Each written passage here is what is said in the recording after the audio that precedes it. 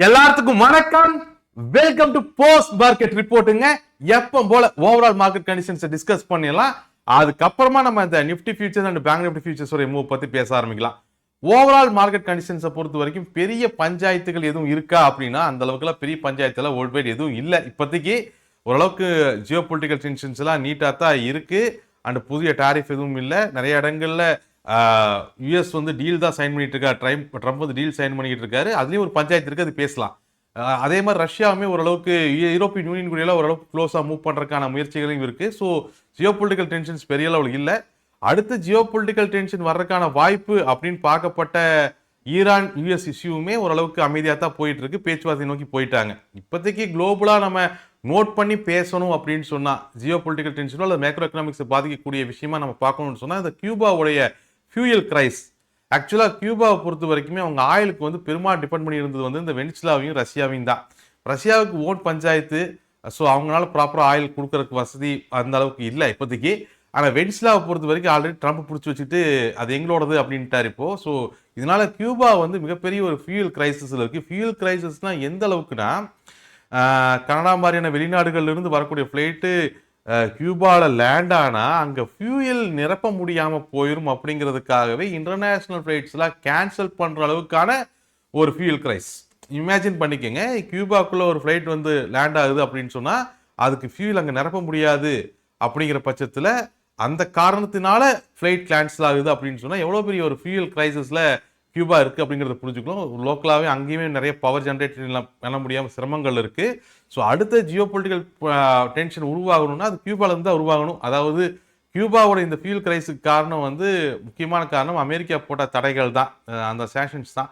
So இதை தாண்டி யாராவது கியூபாக்கு ஆயில் கொடுத்தா தான் அதை சால்வ் பண்ண முடியும். ஸோ கியூபா இதுக்கு மேலே நிலைமை சமாளிக்க முடியாதுங்கிற பட்சத்தில் ரஷ்யாவையோ இல்லை யூரோப்பியன் யூனியனையோ அணுகலாம். ஸோ அப்படி நடக்கும் பொழுது மறுபடியும் இது ட்ரம்புக்கான கோபத்தை சீனலாம். ஸோ இதெல்லாம் நடக்கலாம். இப்போதைக்கு இந்த பிரச்சனையை வந்து நம்ம பெருசாக எடுத்துக்க வேண்டிய அவசியம் இல்லை. இப்போதைக்கு நம்ம நோட் பண்ண வேண்டியது வந்து கியூபா ஒரு ஃபியூயல் கிரைசிஸில் இருக்குது அப்படிங்கிறத மட்டும் நம்ம நோட் பண்ணணும். இப்போதைக்கு அதை மறுபடியும் மேக்ரோ எக்கனாமிக்ஸ்குள்ளே கனெக்ட் பண்ண வேண்டிய அளவுக்கான சூழ்நிலை இன்னும் ஏற்படலை. ஏன்னா ட்ரம்ப் 2 வாரமாகவே கொஞ்சம் நல்ல பிள்ளையாக தான் நடந்துட்டு இருக்காரு. மேபி இந்த எப்ஸ்டீன் ஃபைல் வெளியானதெல்லாம் ஒரு காரணமாக இருக்கலாம். இப்போ கொஞ்சம் நல்லபடியாக தான் 2 வாரமாக பெரிய நியூஸஸ் எல்லாம் எதுவும் கொடுக்காம இருக்காரு. ஸோ அவரையும் கூட இதுக்கான சொல்யூஷன்ஸையும் கொடுத்துட முடியும். ஸோ அதனால இப்போதைக்கு நம்ம அதை பற்றி பெருசாக டிஸ்கஸ் பண்ண வேண்டாம். ஆனால் இப்போ டிஸ்கஸ் பண்ணணும்னா நம்மளால் இந்த குழந்தைய கிளி விட்டு தொட்டிலி ஆட்டின் விட்ட கதையா இந்தியா கூட யூஎஸ் டீல் சைன் பண்ணிட்டு அதே போக்கில் போய் பங்களாதேஷ் கூட யூஎஸ் டீல் சைன் பண்ணி அவரோட யூஎஸ் டீல் சைன் பண்ணல பிரச்சனை இல்லை. அங்கே சைன் பண்ண யூஎஸ் டீலை இந்தியாவுக்கு ஆஃப் பண்ணிக்கிற மாதிரியே சைன் பண்ணியிருக்காரு. ஏன்னா நம்ம இந்தியா யூஎஸ்டிஎல் பொறுத்த வரைக்குமே நம்ம பெரிய அட்வான்டேஜாக பேசுனது அப்படின்னு சொன்னது அந்த டெக்ஸ்டைல்ஸு, அப்புறம் இந்த லெதரு, இந்த ஃபார்மா, இந்த விஷயங்கள் தான் நம்ம பெரிய அட்வான்டேஜாக பேசணும். சர்ச்சைக்குரிய அக்ரிகல்ச்சர் ப்ராடக்ட்ஸ், இந்த சோயா, டைரி ப்ராடக்ட்ஸ், ரைஸு, வீட்டெல்லாம் அக்ரிமெண்ட்லேயே சேர்க்கப்படலை. ஸோ அதனால் இப்போதைக்கு அதை பற்றி எந்த ஒரு இன்ஃபர்மேஷன் இல்லை, அதை விட்டுருவோம் நம்ம. ஆனால் அட்வான்டேஜாக நம்ம பார்த்தது அப்படிங்கிறது இந்த ஃபீல்டுகளாக தான். இதில் டெக்ஸ்டைல் ஃபீல்டுக்கு தான் ட்ரம்ப் பங்களாதேஷோட ஒரு யூஎஸ்டிஎல் சைன் பண்ணி ஆப் வச்சிருக்காரு. ஏன்னா இப்போ இருக்கக்கூடிய சூழ்நிலை பொறுத்து நம்ம பார்த்தோம்னா பங்களாதேஷ்லேருந்து எக்ஸ்போர்ட்டர்ஸ் வாங்குறது தான் மிகப்பெரிய சீப்பாக இருக்குது. ஏன்னா பங்களாதேஷோட டாரிஃபை வந்து ட்ரம்ப் பெரிய அளவில் கம்மி பண்ணியிருக்காரு. அதுலேயுமே முக்கியமான பாயிண்ட் என்னென்னா கார்மெண்ட்ஸோட ரா மெட்டீரியல் வந்து காட்டன். நம்ம எல்லாத்துக்குமே தெரியும், ஏதாச்சும் இண்டஸ்ட்ரி பங்களாதேஷில் யூஎஸ் காட்டனை பயன்படுத்தினா அந்த இண்டஸ்ட்ரியோடைய கார்மெண்ட் ப்ராடக்ட்ஸ்க்குலாம் ஜீரோ டாரிஃப். நீ யூஎஸ் காட்டனை பயன்படுத்துகிற அப்படின்னா ஜீரோ டாரிஃப் அப்படிங்கிற மாதிரி ஆஃபரெல்லாம் அள்ளி வீசி இருக்காரு ட்ரம்ப் பங்களாதேஷுக்கு. ஏற்கனவே அங்கே லேபர் காஸ்ட் ரொம்ப கம்மி. ஓகே, இதில் வந்து யூஎஸ் காட்டன் யூஸ் பண்ண 0% டாரிஃப் அப்படின்னு சொன்னால் இங்கே காட்டன் எக்ஸ்போர்ட் அடிபடும், டெக்ஸ்டைல் எக்ஸ்போர்ட்டும் அடிபடும். இந்த மாதிரி நிறையா பிரச்சனைகள் இருக்குது. ஸோ எகெயின் டெக்ஸ்டைல் இண்டஸ்ட்ரி வந்து நேற்று தான் கொஞ்சம் சந்தோஷமாக இருந்துச்சு. டெக்ஸ்டைல் இண்டஸ்ட்ரியில் லைட்டாக ரேலி ஆச்சு, யூஎஸ் இந்தியா டீல் சைன் ஆக போகுது அப்படிங்கிறதுல. பட் இந்த இன்ஃபர்மேஷன் அப்படிங்கிறது வந்து எகெயின் ஒரு டெக்ஸ்டைல் இண்டஸ்ட்ரீஸை பொறுத்த வரைக்கும் ஒரு மிகப்பெரிய ஒரு கொஸ்டின் மார்க்கை கொண்டு வந்திருக்கு. ஏன்னா இப்போ வந்து ஒன்று லாபத்தை பெருமளவில் இந்த டெக்ஸ்டைல் இண்டஸ்ட்ரீஸ் கம்மி பண்ணி பங்களாதேஷோட காம்பீட் பண்ணணும், இல்லைன்னா ஆர்டர்களை லாஸ் பண்ண வேண்டிய கட்டாயத்துக்கு வருவாங்க. ஓவராலாக இப்போ பார்த்தோம்னா டெக்ஸ்டைல் இண்டஸ்ட்ரீஸை பொறுத்த வரைக்குமே ஒரு அமெரிக்காவில் இருக்கக்கூடிய ஒரு எக்ஸ்போர்ட்டராக நான் யோசிச்சேன்னா இந்தியாவில் எடுக்கிறது காட்டிலும் பங்களாதேஷில் எடுக்கிறது எனக்கு சீப்பு. ஸோ பங்களாதேஷ் இருக்கிறது எனக்கு வசதி. ஸோ ஆப்வியஸ்லி ஆர்டர்கள் ஷிஃப்ட் ஆக ஆரம்பிச்சிடும் இந்தியாவில். ஆல்ரெடி அப்படி தான் நடந்துட்டு இருக்கு நிறைய பிரச்சனைகளில். பட் ட்ரம்ப் இப்போ பங்களாதேஷ்க்கு இன்னுமே பெரிய அட்வான்டேஜை கொடுத்துருக்காரு. அதாவது இது எப்படின்னா இந்த படத்துல வரும்ல, நம்மளுக்கு வந்து ஒரு பெரிய கோடை போட்டு காமிச்சு இதான் பெரிய ஆஃபர், எவ்வளோ பெரிய டீல் பாருங்க அப்படின்னு ட்ரம்ப் காமிச்சிட்டு, இப்போ பங்களாதேஷ் கிட்ட போய் அதை விட பக்கத்தில் அதை விட பெரிய கோடை போட்டு இந்த கோடை சிறுசாக்கிட்டார். இந்த கோடை சிறுசாக்கிட்டார். அந்த மாதிரியான ஒரு ஒரு சூழ்நிலை தான் நம்ம பார்த்துக்கிட்டு இருக்கோம். மற்றபடி பெரிய அளவுக்கான நியூஸ்கள் எல்லாம் எதுவும் இல்லை. ஓகே, இப்போதைக்கு ட்ரம்ப்போடைய பார்வை அப்படிங்கிறது லோக்கல் பொலிட்டிக்கல் இஷ்யூஸையும் போயிட்டு இருக்கு, அதையும் பார்க்கலாம். நிறைய பக்கம் ட்ரேட் டீல் சைன் ஆகிட்டு இருக்கு. ஸோ பெரிய குளோபல் சேஞ்சஸ் எதுவும் வரக்கூடிய வாரங்கள் இருக்காதுன்னு எதிர்பார்க்கலாம். வரக்கூடிய வாரங்களை பொறுத்த வரைக்குமே இன்ஃப்ளேஷன் டேட்டா மட்டும்தான் ஒரு ரொம்ப முக்கியமான டேட்டாவாக இருக்குது. மற்ற சின்ன சின்ன டேட்டாக்கள் இந்த ஃபார்ம் ரோல் டேட்டா இதெல்லாமே வருது. அதெல்லாம் நம்ம அந்த போஸ்ட் மார்க்கெட் ரிப்போர்ட்டில் பார்க்கலாம். இந்தியாவை பொறுத்த வரைக்குமே 12ஆம் தேதி என்னும் போது இன்ஃப்ளேஷன் டேட்டா வருது. ஸோ இன்னைக்கு சாயங்காலம் பெரிய அளவில் எந்த டேட்டாவும் கிடையாது. நாளையிலேருந்து யூஎஸ் மார்க்கெட்லையும் இந்தியன் மார்க்கெட்லையும் டேட்டாக்கள் வருது. அதை நம்ம நாளை போஸ்ட் மார்க்கெட் ரிப்போர்ட்டை டிஸ்கஸ் பண்ணிக்கலாம். ஸோ ஓரளவுக்கு நியூஸ் எல்லாம் ஓரளவுக்கு அண்டர்ஸ்டாண்ட் ஆகிருக்கும்னு நினைக்கிறேன். பட் எப்போ போல் இந்த மாதிரியான எந்த ஒரு சூழ்நிலைகளையும் மார்க்கெட்டை ஹெஜஸ் எடுத்து ப்ராப்பராக ஹேண்டில் பண்ணுங்கள். ரொம்ப முக்கியம். டிசிப்ளினும் ரூல்ஸை ஃபாலோ பண்ணுறதும் இப்போ போல வேல்யூஸை நம்ம டிஸ்கஸ் பண்ணிடலாம். ஃபர்ஸ்ட் ஆஃப் ஆல் நிஃப்டி ஃபியூச்சர்ஸோடைய மூவை பொறுத்த வரைக்கும் அதில் பெரிய காம்ப்ளிகேட்டடான மூவெல்லாம் ஒன்றும் இல்லை. இன்னைக்கு ஒரு நீட்டான ஒரு மூவாக தான் இருந்துச்சு. ஏன்னா யூஎஸ் மார்க்கெட்ஸ் எல்லாம் ஓரளவுக்கு ரேலியில் இருந்துச்சு. அண்டு யூஎஸ் மார்க்கெட்டை பொறுத்த வரைக்கும் இன்னும் இந்த ஏஐ ஃபியர் எல்லாம் போகலை. அதெல்லாம் ஓரமாக வச்சுக்கிட்டு தான் இருக்காங்க. பட்டு பெரிய ஒரு டிப் பையிங் நடந்ததுனால யூஎஸ் மார்க்கெட்டோடைய ரேலி ரொம்ப ஸ்ட்ராங்காகவும் சப்ஸ்டெயின் ஆகியும் நிற்குது. பார்ப்போம் நம்ம. அண்டு இன்னொரு முக்கியமான விஷயம், நேற்று ஏதோ கமெண்டில் யாரோ ஒருத்தர் ஒரு கேள்வி கேட்டிருந்தார், நான் சொல்லணும்னு நினச்சேன். ஆமாம், ஆக்சுவலாக அவர் என்ன கேட்டிருந்தாருன்னா கமெண்டில், இது மக்களுக்கு யூஸ்ஃபுல்லான அறிவிப்புகள்லாம் வரும்பொழுது ஏன் மார்க்கெட் அதுக்கு ரியாக்ட் ஆகிறது இல்லை அப்படிங்கிற மாதிரி ஏதோ கேள்வி கேட்டிருந்தாருன்னு நினைக்கிறேன். ஸோ அது கமெண்ட் டைப் பண்ண பெருசாக இருக்கும் அப்படிங்கிறதுனால அதை விட்டுட்டேன். ஃபர்ஸ்ட் ஆஃப் ஆல் வந்து ஸ்டாக் மார்க்கெட்டுக்கும் மக்களுக்கு பயன்படக்கூடிய அறிவிப்புகளுக்கும் எந்த ஒரு சம்மந்தம் இல்லை. ஸ்டாக் மார்க்கெட் அப்படிங்கிறது நிறுவனங்களுக்கு பயன்படக்கூடிய அல்லது கார்ப்பரேட் ஏர்னிங்ஸ் அதிகப்படுத்துறதுக்கான அனௌன்ஸ்மெண்ட் வந்தால் மட்டும்தான் மார்க்கெட் ரியாக்ட் ஆகும். நீங்கள் ஸ்டாக் மார்க்கெட் அப்படிங்கிறது ஒட்டுமொத்த இந்திய மக்களுடைய பொருளாதாரத்தை பிரதிபலிக்கக்கூடிய விஷயம் இல்லை. இது நிறுவனங்களுடைய பொருளாதாரத்தை பிரதிபலிக்கக்கூடிய ஒரு விஷயம். நீங்கள் அது அந்த ஏரியாவை கொஞ்சம் தெளிவாக புரிஞ்சுக்கணும்னு நினைக்கிறேன் சார். நீங்கள் உங்கள் பேர் மறந்துட்டேன் நான்.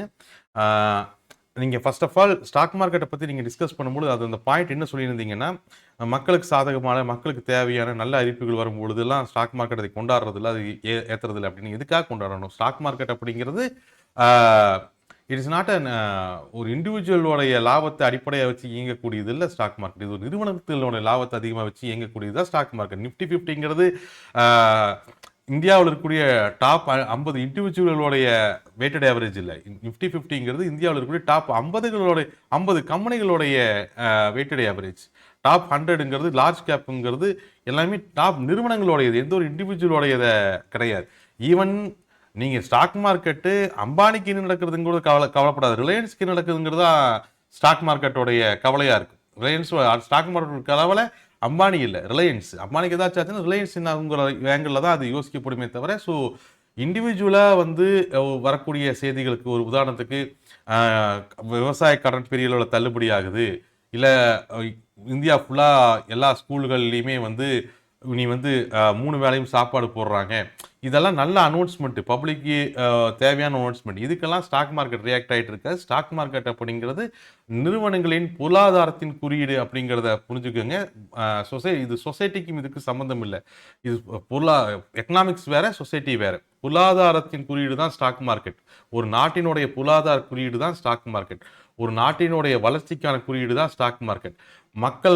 மக்களோட சொசைட்டியோ அல்லது மக்களுடைய இண்டிவிஜுவல் பீப்புளோடைய குறியீடோ கிடையாது. ஸோ அதை ரெண்டையும் மிக்ஸ் பண்ணிக்காதீங்க. நான் நேற்றே உங்களுக்கு ரிப்ளை பண்ணணும்னு நினச்சேன், சாரி. சரி, நிஃப்டி ஃபியூச்சர்ஸோடைய மூக்கு வரலாம். அனைவரும் டைவர்ட் ஆகிட்டோம்னு நினைக்கிறேன்.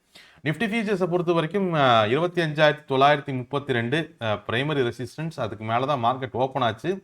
பிரைமரி ரெசிஸ்டன்ஸ் ஓப்பன் ஆனோடனே எப்போ போல பொசிஷன் 25,982 அச்சீவ் பண்ணிச்சு. அங்கிட்டு ஒரு 1/4 மணி நேரம் சண்டை போட்டாங்க. அப்போ 25,982 பொசிஷன் பிரேக் பண்ணோடனே ஃபர்ஸ்ட் இன்ட்ராடே ரெசிஸ்டன்ஸான 26,032 அச்சீவ் பண்ணால், அது அச்சீவ் பண்ணோடனே பியர்ஸ் அங்கேருந்து மார்க்கெட்டை டிஃபெண்ட் பண்ணாங்க. டிஃபெண்ட் பண்ணி கீழே வந்த மார்க்கெட்டு அந்த பொசிஷன் 25,982 மட்டும் ஒரு 2 மணி நேரம் உட்காந்து சண்டை போட்டு பொறுமையாக அதுக்கு கீழே க்ளோஸ் ஆகிருக்கு. இவ்வளோதான் ஓவரால் மூவ்மெண்ட். இதை தவிர பெரிய மூவ்மெண்ட்ஸ் எல்லாம் ஒன்றும் நிஃப்டி ஃபியூச்சர்ஸில் இல்லை. பட் க்ளோஸை பொறுத்த வரைக்குமே 25,969ங்கிறது பொசிஷனல் லெவலுக்கு கீழே க்ளோஸ் ஆயிருக்குது, ஒரு ஃபிளாட் டு நெகட்டிவ் க்ளோஸ். இந்த க்ளோஸை பொறுத்த வரைக்கும் நாளத்த மார்க்கெட்டினுடைய பிரைமரி ரெசிஸ்டன்ஸ் அப்படின்னு எடுத்துட்டோம்னா 26,032. பிரைமரி ரெசிஸ்டன்ஸுக்கு மேலே அடுத்த மந்த்லி ரெசிஸ்டன்ஸ் வந்து 26,182, 26,222. அதுக்கு மேலே பொசிஷனல் 26,482 இருக்கு. அண்ட் இன்ட்ரா ரெசிஸ்டன்ஸ் வந்து 26,062லையும் 26,128லையும் இருக்கு. அதே மாதிரி பொசிஷனல் 25,988க்கு கீழே தான் பிரைமரி சப்போர்ட் வருது. பிரைமரி சப்போர்ட் வந்து 25,958. பிரைமரி சப்போர்ட்டுக்கு கீழே அடுத்த மந்த்லி சப்போர்ட் அப்படின்னு நம்ம பார்த்தோம்னா 25,728, 25,688. அதே மாதிரி இன்ட்ராடே சப்போர்ட்ஸ் அப்படின்னு நம்ம பார்த்தோம்னா 25,932, 25,858. இது வந்து இன்ட்ராடே சப்போர்ட்ஸ். இதே மாதிரி ஓப்பன் இன்ட்ரெஸ்டையும் நம்ம ஒருட்டு பேசிடலாம். ஓப்பன் இன்ட்ரெஸ்ட்டை பொறுத்த வரைக்குமே இன்னைக்கு எக்ஸ்பிரி ஓகே நம்ம மாற்றிடுறேன். நான் ஃபர்ஸ்ட் டே ஆஃப் எக்ஸ்பிரி பெரிய அளவில் சேஞ்சஸ் எல்லாம் ஒன்றும் இல்லை, 2 பக்கம் ரேண்டமாக பொசிஷன் பண்ணியிருக்காங்க. ஆனால் 2 விஷயங்களை நம்ம இங்கே உன்னிப்பாக கவனிக்கலாம். முதல்ல பியர்ஸோட பாயிண்ட் ஆஃப் வியூவை பார்ப்போம். பியர்ஸோட பாயிண்ட் ஆஃப் வியூ பொறுத்த வரைக்கும் அவங்களோட டிஃபென்ஸ் பொசிஷன் ஸ்ட்ராங்காக தான் இருக்குது. பட் அவங்களோட டிஃபென்ஸ் பொசிஷன் எது வரைக்கும் ஸ்ட்ராங்காக இருக்குது அப்படின்னு நம்ம பார்த்தோம் அப்படின்னு சொன்னோம்னா 25,950, 26,000 ரேஞ்சுகளில், அதாவது அந்த பொசிஷனோடலான 25,982 அது வரைக்குமான டிஃபென்ஸ் பொசிஷனை அவங்க ஸ்ட்ராங் பண்ணியிருக்காங்க.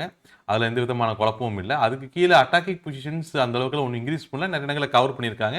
ஸோ பிஎஸை பொறுத்த வரைக்கும் டிஃபென்ஸ் பொசிஷன் ஸ்ட்ராங்காக இருக்குது, குழப்பம் கிடையாது. அதே மாதிரி புல்ஸை பொறுத்த வரைக்குமே எக்ஸாக்டாக நீங்கள் பார்த்தீங்கன்னா அந்த 26,000 வரைக்கும் தான் அவங்களோட பொசிஷன்ஸுமே ஸ்ட்ராங்காக இருக்குது. ஏன்னா அது வரைக்கும் தான் அவங்களுமே டிஃபென்ஸ் பொசிஷனை கிரியேட் பண்ணியிருக்காங்க, டிஃபென்ஸ் பொசிஷனை ஸ்ட்ராங்காக வைக்கணும். அதுக்கு மேலெலாம் பெரிய அளவில் பொசிஷன்ஸ் இல்லை.